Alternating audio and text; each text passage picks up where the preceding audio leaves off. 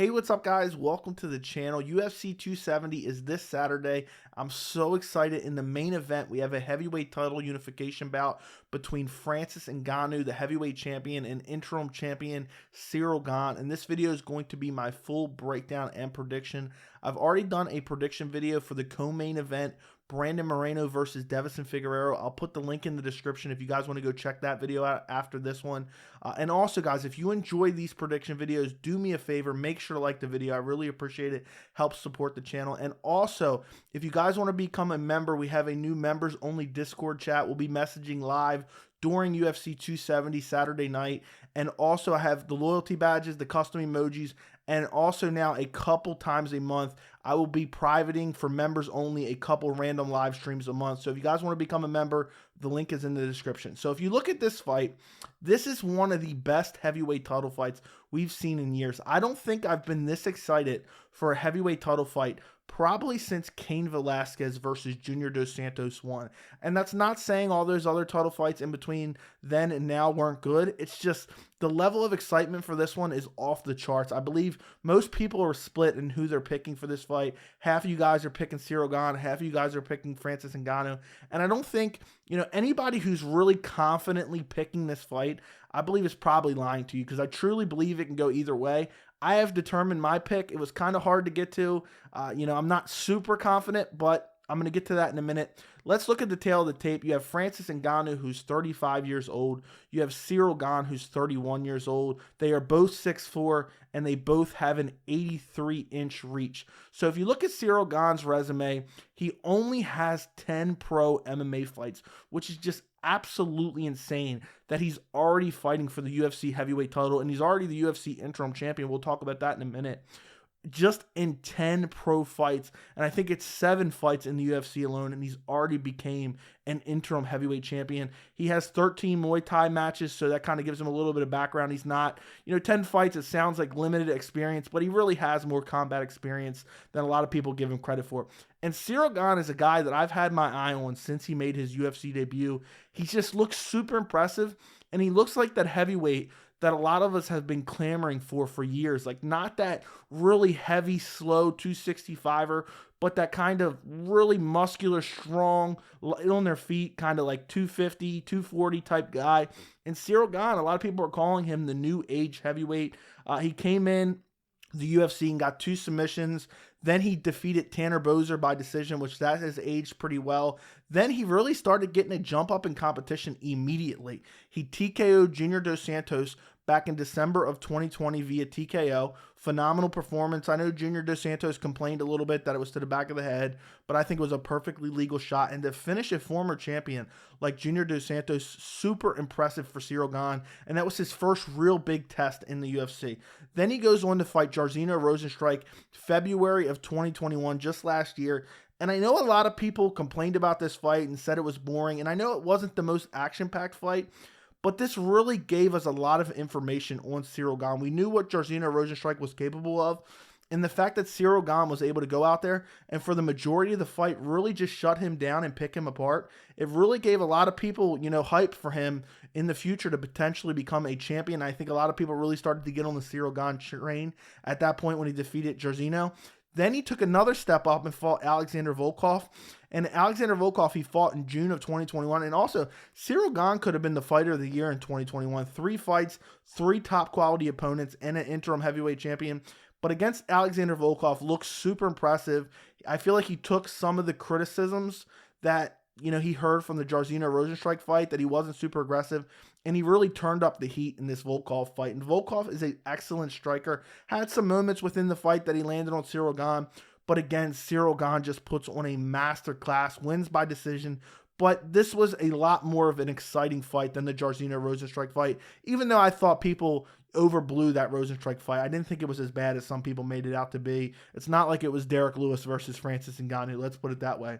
And then he goes on to get an interim heavyweight title shot. And this is nothing against Ciryl Gane, but there's no reason that this should have been an interim title shot. Derek Lewis was the rightful #1 contender, and Francis Ngannou had just won the belt at the end of March by knocking out Stipe Miocic. We've had people sit out for over a year. Francis Ngannou said, I can't make the fight in August, but I can make the fight in September. I need a full training camp. I've been traveling, whatever. I don't know all the exact excuses, but the UFC said no. We want this fight in August. So if you can't do it, we're giving Ciryl Gane a shot at Derek Lewis, and we're making it for the interim heavyweight title because the UFC signed a deal with the Honda Center, I think it is, in Texas, and they wanted Derek Lewis fighting on that card, and they didn't want to have a main event without a title fight, so they decided, you know what, we'll do Ciryl Gane versus Derek Lewis for the interim heavyweight title fight. And while it didn't really mess things up too much, I just thought it was unnecessary, but I guess the UFC wanted a heavyweight title to promote the fight. So Ciryl Gane goes out there against Derek Lewis, and a lot of people, I think, are going to reference this fight when they're breaking down his fight against Francis Ngannou, because Derek Lewis, very similar style to Francis Ngannou, nuclear power. That's his main strength, is nuclear power. And Ciryl Gane went out there and absolutely outclassed and dismantled Derek Lewis. And, it was just a masterclass performance. He avoided the blitzes of Derek Lewis. He picked apart the lead leg, and he just looked, he was pumping the jab out there and just looked super impressive against Derek Lewis. And eventually Derek Lewis just took a battering from Ciryl Gane, and eventually he ended up quitting in the third round and got stopped via TKO. And it was a great performance, and he's crowned the interim champion. Now he gets the next shot at Francis Ngannou, and that's where we're at, UFC 270. So if you look at Francis Ngannou, he is 11-2 in the UFC, and he's never been stopped. And all 11 of his wins have been by stoppages. I think it's one submission. The rest are KO or TKOs. He entered the UFC. He went on a 6-fight winning streak that ended with a TKO of Andrei Arlovski, a KO, that brutal uppercut of Alistair Overeem, and then he got his first shot at the title against Stipe Miocic at UFC 220 in January of 2018. And a lot of people thought this at the time, myself included, that maybe it was a little bit too soon for Francis Ngannou, but he went out there and looked for the kill in that first round against Stipe Miocic. Unfortunately for Ngannou, he wasn't able to get it. I actually picked against Francis Ngannou in this fight. Stipe Miocic was able to incorporate the takedowns in the wrestling. Francis Ngannou got tired, and eventually Stipe Miocic was able to win a decision. Then his very next fight, he fought Derek Lewis, an opponent in common with Ciryl Gane, and he lost this fight. This was back in July of 2018, and this was one of the worst fights I've ever seen. There was limited to no action within this fight, and really neither guy should have got the win, so I don't really take anything from that. It was two guys just staring at each other for 3 rounds. Then he went on another excellent win streak. He KOs Curtis Blades in the first round. Then he KOs Cain Velasquez in the first round, which is just Cain Velasquez. I know some people may not know him now if you're a new fan, but Cain Velasquez, former heavyweight champion. Then he goes on to KO Junior Dos Santos, another former heavyweight champion. Then he goes on to KO Jairzinho Rozenstruik all in the first round. And then he gets another title shot in March of last year against Stipe Miocic. And in this fight, I'm happy that we finally got to see 2 rounds from Francis Ngannou, because he showed some improvement in his game. And I know in some of these last few fights, when the fight only lasts 30 seconds or 2 minutes, we really don't get to see any improvements that Francis Ngannou has potentially made in his game. And in this Stipe Miocic fight, at least we got a round and, a full round and then like a minute or 2 of the second round. And we got to see his takedown defense. We got to see his ability to take a shot. And eventually he KOs Stipe Miocic in the second round. It was a nasty KO with a check left hook. He initially rocked Stipe Miocic with a step-in jab, and then he really went on the attack to just finish Stipe. Stipe caught him with a big punch, stumbled Francis Ngannou back a little bit, and then Stipe decided, you know what? Now I'm going to rush in and look for the kill, and Francis just caught him with a nasty left hook, knocked Stipe out. Stipe fell back, bent his leg back, and Francis Ngannou followed up with the nastiest ground and pound shot I've ever seen that was completely unnecessary, but it wasn't his fault. It all happened so quick, and wins the heavyweight title. And now we are in this fight against Ciryl Gane, and I am so excited for this fight because stylistically, it's just so intriguing. You have Ciryl Gane, this guy who's super technical. It's not like he has crazy knockout power, but he has a high fight IQ. He's super technical. Then you have Francis Ngannou, who is just going out there and looking for the kill with every single strike he throws. And I think it's just so compelling. Another thing I want to mention is there's a lot riding on this for Francis Ngannou. And I know, some people are going to take that into account. Some people are going to say it doesn't matter, but he's in massive contract negotiations with the UFC. He's been kind of rocky with the UFC for the last year or so. There's talks he wants to do boxing and this and that. And, talks about, his old camp is saying basically he has an ego problem. And there's a lot riding on this fight, because if he loses this fight to Ciryl Gane, he loses all negotiating power with the UFC. Well, not all of it, but he loses significant leverage against the UFC and Dana White for his new contract. And this is the last fight on his current contract. If he wins and he keeps the belt, then his contract is automatically extended 1 year or 3 fights, whatever comes first. But either way, there's just so much riding on it, because if he does win, he has a decent amount of leverage against the UFC. He's the heavyweight champion. He just come off a massive win over Ciryl Gane. And also, I truly believe, I want you guys to mark my words on this, if Francis Ngannou goes out there and beats Ciryl Gane impressively, I think Francis Ngannou is on his way to become a massive star in the UFC. So let's get to my breakdown and prediction part of the video. I've really flip-flopped back and forth on this prediction. I think most people are either going with Ciryl Gane by decision or Francis Ngannou by early KO. And really, you would have asked me the last few weeks, sometimes I've been Ciryl Gane by decision, sometimes I've been Francis Ngannou by KO. It's been hard for me to really lock it down. But I went back and watched a lot of their recent fights. I am going to go with Francis Ngannou by KO. It's just hard to overlook that nuclear power. And I think, on the tiniest of levels, it's just the fight's going to be standing.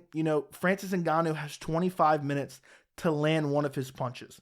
And I believe that in that 25 minutes, he will be able to sleep Ciryl Gane.